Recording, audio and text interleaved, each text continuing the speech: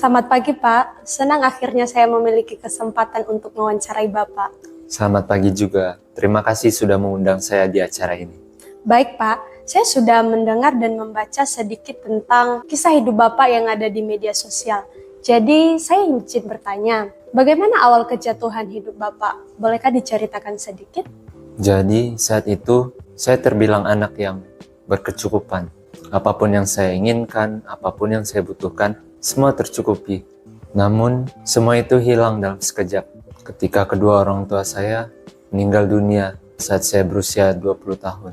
Namun pada saat itu juga saya sedang menempuh pendidikan di jurusan ekonomi. Turut berduka cita ya, Pak. Jadi, hal apa yang pertama Bapak lakukan ketika Bapak mengetahui bahwa kehidupan Bapak akan berubah drastis? Awalnya saya bingung karena sebelumnya saya tidak pernah berpikir untuk menata hidup saya ke depannya bagaimana. Saya berpikir hidup saya akan aman-aman saja. Namun ketika hal itu terjadi, yang saya lakukan pertama tentunya ke pacar saya dulu. Karena waktu itu saya punya pacar. Ih, kamu mau di mana sih? Kita cari tempat makan aja yuk. Boleh? Itu di mana? Nah, coba kita lihat di situ ya. Boleh.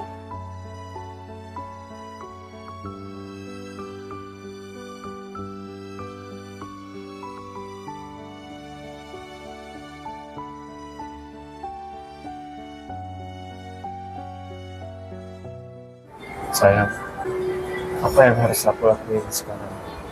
Sekarang aku gak punya siapa-siapa. Rumah sekarang udah sepi. Itu urusanmu. Kamu pikir hidupku hanya ngurusin hidupku saja? Please, sayang, aku butuh kamu bang. Aku cuma punya kamu. Aku gak tahu harus cerita ke siapa lagi sekarang. Please, jangan tinggalin aku ya. Aku tidak peduli, Eleos. Bahkan untuk membayar makanan ini saja, kamu tidak bisa mengeluarkan duit. Asal kamu tahu ya, aku suka sama kamu itu karena duit. Mulai saat ini, jangan pernah cari aku lagi.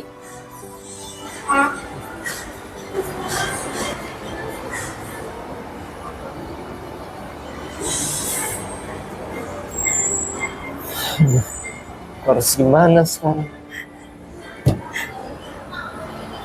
Yang mengejutkan saya, mantan saya dulu ternyata hanya butuh duit saya saja. Jujur dunia saya benar-benar hancur rasanya. Sampai-sampai saya sempat berpikir untuk mengakhiri hidup saya. Memang wanita terkadang seperti itu, Pak. Ada saja yang memandang dari duit. Lalu bagaimana Bapak melanjutkan hidup melihat pacar Bapak sendiri pergi meninggalkan Bapak? Oh ya, bagaimana dengan perkuliahan Bapak? Apakah Bapak berhenti atau tetap melanjutkan? Saya diberhentikan dari kampus karena tidak bisa membayar UKT. Tapi jujur saya tidak ambil pusing. Karena saat itu juga saya tidak serius mengikuti perkuliahan. Bahkan saya sering bolos. Waduh, ternyata Bapak termasuk nakal juga ya dulu. Ya begitulah saya dulu. Bisa diceritakan Pak, bagaimana Bapak bisa dikeluarkan dari kampus?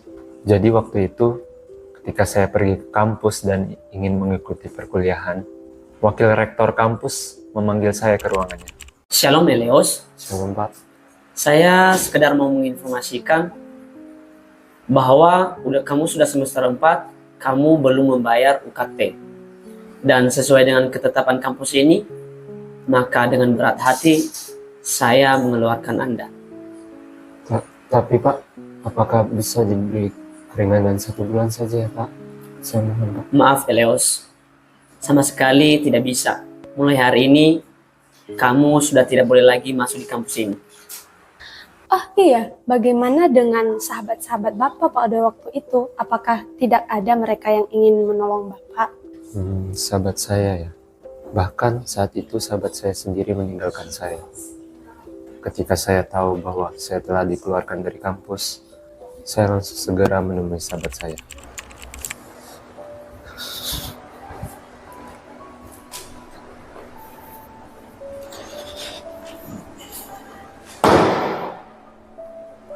Sial, gue dikeluarin lagi dari kampus. Gue harus ngapain ya sekarang?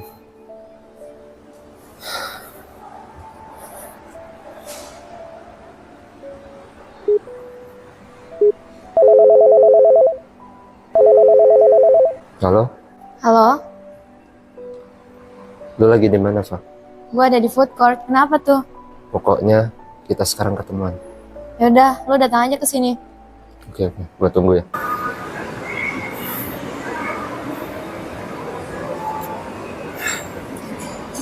Wow, ada siapa nih? Kenapa lu?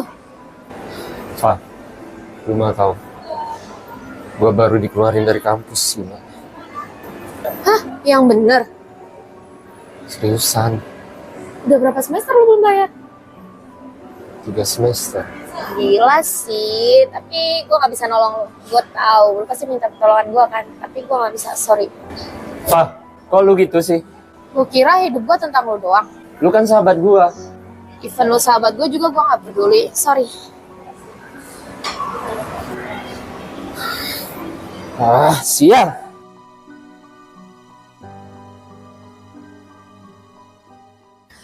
Wah, ternyata berat juga ya persoalan hidup Bapak. Begitulah.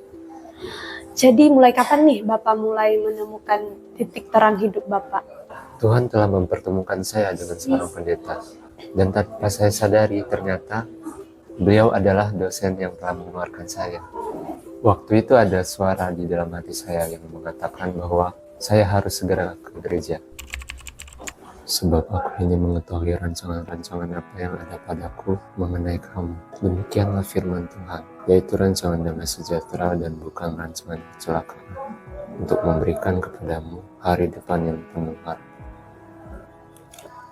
Aku harus ke gereja.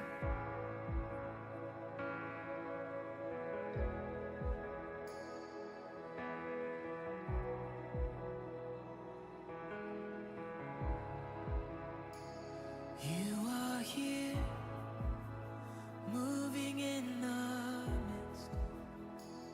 I worship you. I worship you. You are here, working in this. Shalom saudara. Shalom. Sekali lagi shalom saudara. Shalom. Oke, puji Tuhan. Masih ada sukacita? Amin. Amin.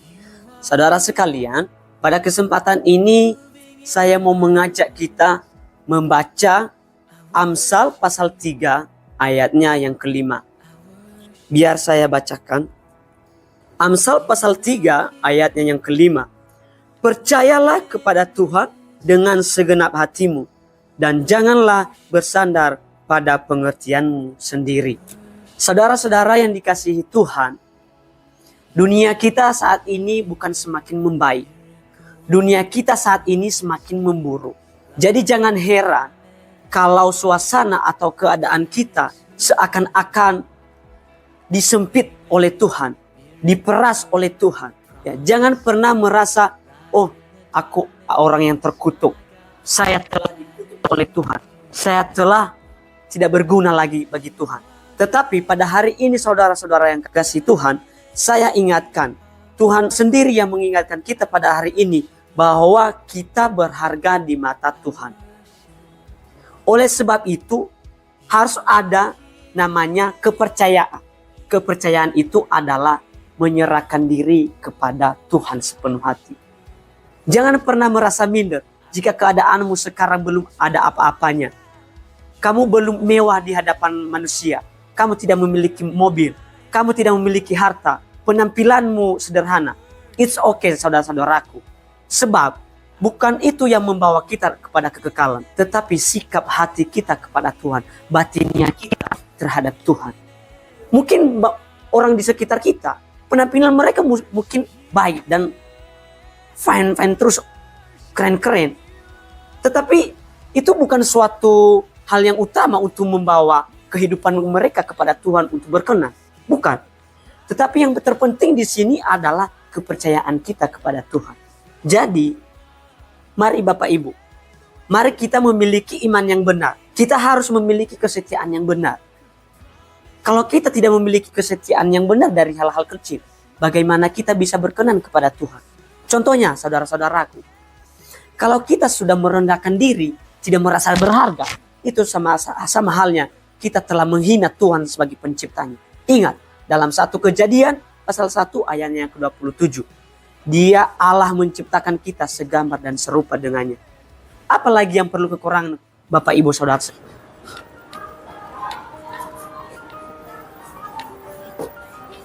Pak, permisi Pak. Iya, kamu siapa ya? Nama saya Elios Pak. Kebetulan saya pernah melihat Bapak dulu mengajar di universitas saya. Iya ya, kamu semester berapa ya? Dan jurusanmu apa? Saya dari jurusan ekonomi Pak. Seharusnya sih saya sekarang semester 4. Hanya saya telah diberhentikan karena tidak mampu membayar UKT. Oh, apakah kamu ada yang mau cerita kepada saya? Dan orang tuamu di mana ya? Orang tua saya sudah tidak ada Pak. Oh, maaf ya, saya tidak tahu. Mari kita ke ruangan saya. Jadi Pak, Jadi kamu sekarang tinggal di mana?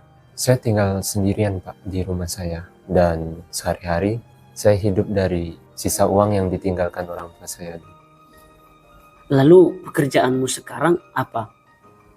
Saya tidak ada pekerjaan Pak. Bahkan saya bingung mau ngapain. Hidup saya hilang arah. Baiklah, tapi apakah kamu bisa bermain musik? Kalau bermain musik sih bisa ya Pak. Tapi untuk apa ya Pak? Nah, kebetulan hari Sabtu ini ada ibadah di gereja saya di sini. Jadi kebetulan saya membutuhkan pemain musik. Jadi apakah kamu bisa? Bisa Pak, bisa. Kalau begitu saya pamit dulu ya Pak. Saya pulang.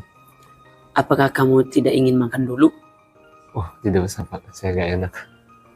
Baiklah, hati-hati di jalan ya. Ya terima kasih Pak. Ya, Apa yang membuat Bapak menerima tawaran tersebut? Saya juga tidak tahu. Tapi hati saya berkata untuk mengiyakan tawaran tersebut.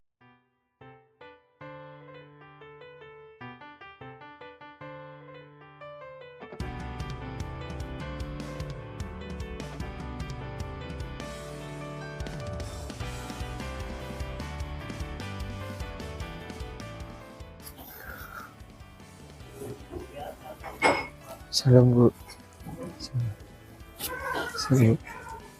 Shalom.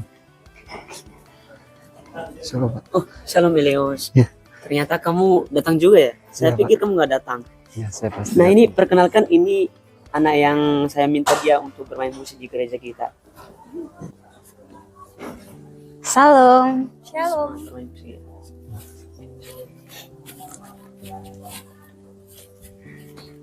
Nama aku Novi. Nama aku Elios. Jangan lama-lama selamanya. Oke Bapak Ibu semuanya, kita akan segera mulai lagi ibadah kita 5 menit lagi ya. Oke Bapak Ibu semuanya, kita akan masuk dalam ibadah kita. Kita mengingat pujian haleluya.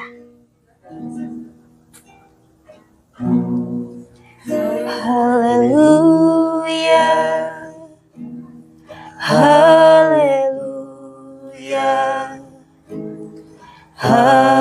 Haleluya. Haleluya. Ibadah kita telah selesai. Tuhan Yesus memberkati kita semua. Salam. Sampai jumpa. Oh ya Naf, aku pulang dulu ya. Oke, Elias. Terima kasih buat pelayanan hari ini. Sama-sama, Elias. Tuhan Yesus memberkati juga. Tetapi saya sangat bersyukur. Semenjak itu, hidup saya menjadi lebih terarah. Puji Tuhan ya Pak. Jadi kalau boleh saya tahu, bagaimana nih awal perjumpaan Bapak dengan istri Bapak yang sekarang? Tidak disangka, di hari saya diminta untuk pelayanan pertama kali, di situ juga saya bertemu dengan dia. Kebetulan saat itu dia menjadi WL.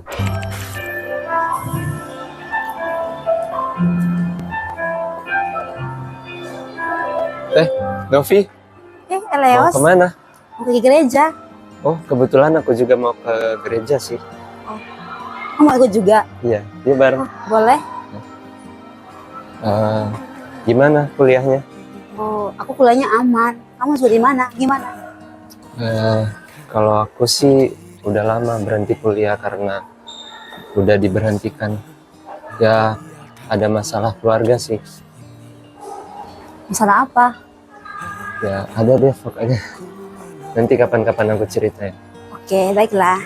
Semenjak itu, saya semakin dekat dengan dia.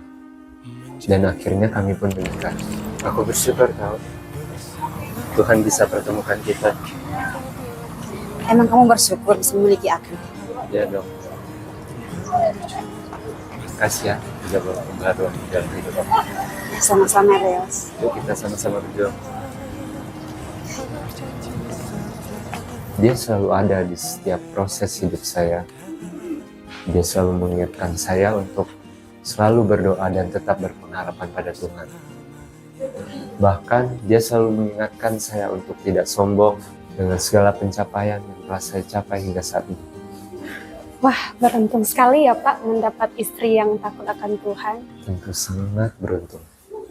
Jadi apa nih pesan Bapak kepada remaja yang menuju dewasa? Dimana kita tahu sekarang permasalahan di dunia orang dewasa begitu rumit. Bahkan tidak sedikit dari mereka yang ingin mengakhiri hidup. Saya selalu berpegang pada firman Tuhan, Yeremia 29 ayat 11. Dan teruslah berdoa dan mengerjakan apa yang bisa kamu kerjakan. Minta pertolongan Tuhan dalam setiap proses kehidupan. Tidak terasa ya Pak, acara kita sudah berakhir. Terima kasih telah berkenan untuk saya wawancarai. Sama-sama Bu.